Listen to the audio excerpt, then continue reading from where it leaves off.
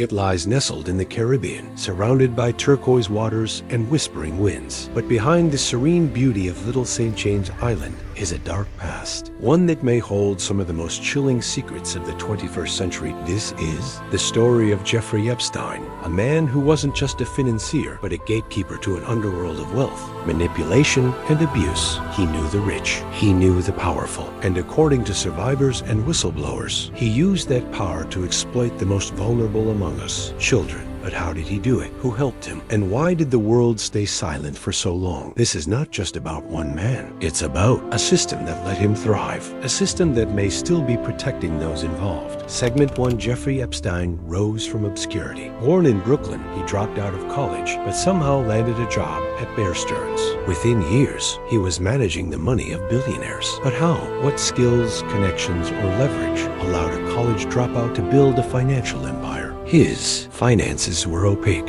He claimed to manage money for the ultra-rich, yet few clients were ever publicly confirmed. Was Epstein truly a financial genius, or was his wealth tied to something more sinister? Then there were the connections. Former U.S. presidents, British royalty, tech giants, Nobel Prize-winning scientists, Hollywood celebrities. How did one man become so embedded in global elite circles? In 2008, Epstein was charged with soliciting sex from minors. But instead of serious prison time, he struck a mysterious plea deal. He served 13 months in a private jail wing and was allowed to leave during the day. Why was this deal approved? Who intervened? And what message did it send to the victims? Segment 2, to the casual eye, it looked like paradise. But to those who knew, Little St. James was called something else. Pedophile Island. Purchased in 1998, Epstein transformed the island into a fortress of secrets. With private villas, surveillance systems, underground tunnels, and a bizarre blue and gold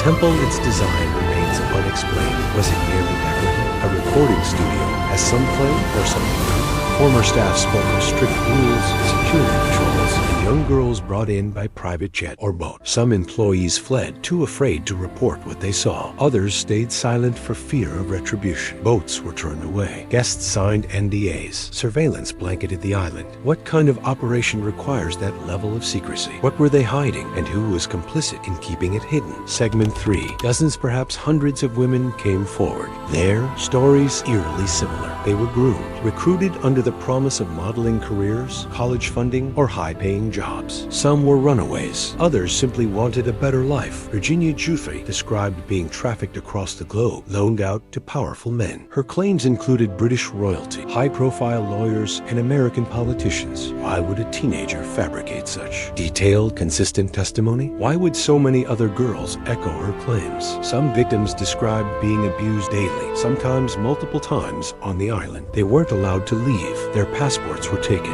They were controlled by fear, manipulation, and dependency. And yet, for years, no one listened. Why? Segment 4. One of the most controversial artifacts. Epstein's flight logs. Thousands of names, dozens of trips, destinations ranging from Paris to New Mexico, and of course, Little St. James. Among the most mentioned, Bill Clinton, multiple times, Prince Andrew, Donald Trump, Kevin Spacey, Chris Tucker, Alan Dershowitz, Naomi Campbell being. On the flight log isn't illegal, but some passengers appeared repeatedly. Some stayed overnight. Some denied ever meeting Epstein, despite photographic evidence to the contrary. If you were innocent, why lie? What did these people know? Were they victims, enablers, or worse? Segment 5. Many believe Epstein's empire wasn't built on finance, but on blackmail. According to insiders, every room in his properties had cameras, bedrooms, bathrooms, massage rooms. Some allege he filmed powerful men in compromising situations, often involving minors. If true, these recordings would have given Epstein unimaginable leverage. Could this explain the brilliance he received, the connections he maintained? Was he holding the secrets of the elite hostage? And if the footage exists, where is it now? Segment 6.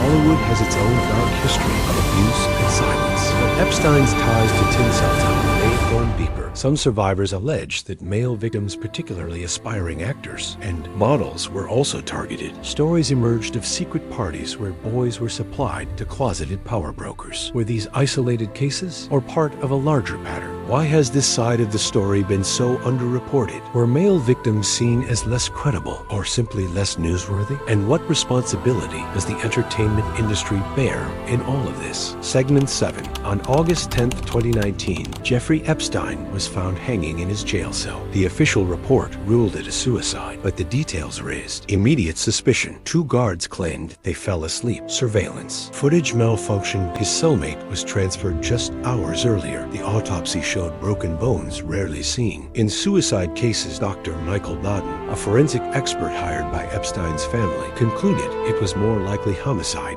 Who benefits from Epstein's silence? Who feared what he might say? And most importantly, will we ever know the truth? Ending in 2021, Ghislaine Maxwell was convicted, but only Maxwell, not the network, not the clients, not the powerful men named in sealed documents. Thousands of pages remain hidden, dozens of names redacted, protected, concealed. Is this justice or just another performance for the public eye? Despite international outrage, the list of those held accountable is shockingly short. Why? Why have the gatekeepers of our legal system failed to pull the curtain back all the way? Survivors continue to fight. Journalists still investigate. Whistleblowers risk everything to speak. But the deeper they dig, the stronger the resistance becomes. Walls go up. Sources disappear.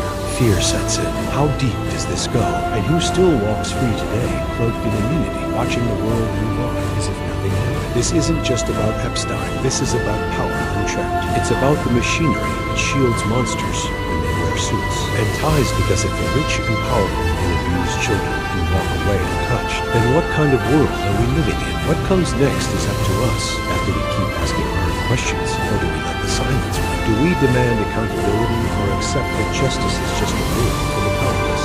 Because if this ends here, if we forget, it will happen again. The world is watching, but will it remember? If you or someone you know is a victim of abuse, speak out. Silence protects the guilty.